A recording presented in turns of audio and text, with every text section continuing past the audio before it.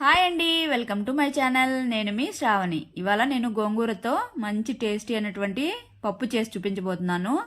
అందరూ అయితే పచ్చడి అలా ట్రై చేసి ఉంటారు కదండి. ఇదైతే ఒకసారి ట్రై చేసి చూడండి. ఇందుకోసం కుక్కర్ తీసుకొని ఒక 2 కప్స్ కందిపప్పు వేసుకోవాలి. కందిపప్పు ఎక్కువగా ఉంటే టేస్ట్ బాగుంటుంది. వేసుకొని మంచిగా వాష్ చేసుకొని తగినన్ని వాటర్ తీసుకోవాలి. తర్వాత ఇందులోకి టమోటో అలానే చిల్లీ వేసుకోవాలి. తర్వాత తగినంత ఉప్పు, తర్వాత గోంగూరనంతా వాష్ చేసుకొని వేసేసుకోవాలి. వేసుకున్న తర్వాత కొద్దిగా చింతపండు వేసుకుంటున్నానండి. ఇక్కడ గోంగూర అంత పులుపు అయితే ఉండదు. చింతపండు వేసుకున్న తర్వాత కొద్దిగా పసుపు వేసుకొని ఒకసారి మంచిగా మిక్స్ చేసేసుకోవాలి.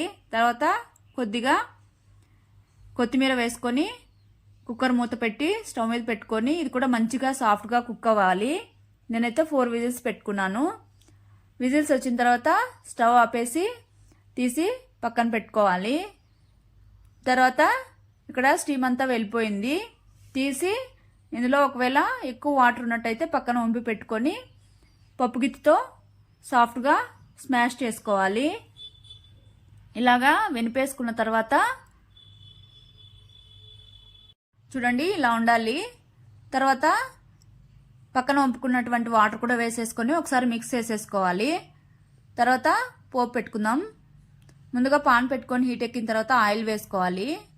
ఆయిల్ వేసుకున్న తర్వాత కొద్దిగా జీలకర్ర అలానే ఆవాలు అలానే కరివేపాకు వేసుకొని చిట్పట్లాన్నివ్వాలి. తర్వాత ఇందులోకి వెల్లుల్లి క్రష్ చేసుకొని వేసుకోవాలి. తర్వాత ఇది మంచిగా బ్రౌన్ అయ్యే వరకు కుక్ చేసుకోవాలి. కుక్ అయిన తర్వాత మీడియం సైజ్ ఆనియన్స్ సన్నగా పొడవుగా కట్ చేసుకొని వేసుకోవాలి. వేసుకొని ఇది కూడా మంచిగా బ్రౌన్ కలర్ వచ్చే వరకు కుక్ చేసుకోవాలి. కుక్ అయిపోయిన తర్వాత ఇక్కడ మళ్ళీ ఎండుమిర్చి యాడ్ చేస్తున్నానండి. ఈ పప్పు అనేది స్పైసీగా ఉంటే టేస్ట్ ఉంటుంది. అది కూడా కుక్ అయిన తర్వాత ఈ పప్పునంతా ఇందులోకి ట్రాన్స్ఫర్ చేసేసుకొని స్లోగా ఒకసారి మిక్స్ చేసేసుకోవాలి. మిక్స్ చేసేసుకొని ఒక 2 మినిట్స్ అలాగా కుక్ చేసుకోవాలి. కుక్ అయిన తర్వాత కొద్దిగా కొత్తిమీర వేసేసుకొని ఒకసారి మిక్స్ చేసేసుకొని 2 మినిట్స్ అలాగా స్టవ్ మీద ఉంచుకొని తర్వాత స్టవ్ ఆపేసి సర్వ్ చేసుకోవడమే. ఇదైతే రాగి ముద్ద, చపాతీ, రైస్, రోటీ ఎందులోకైనా చాలా బాగుంటుందండి.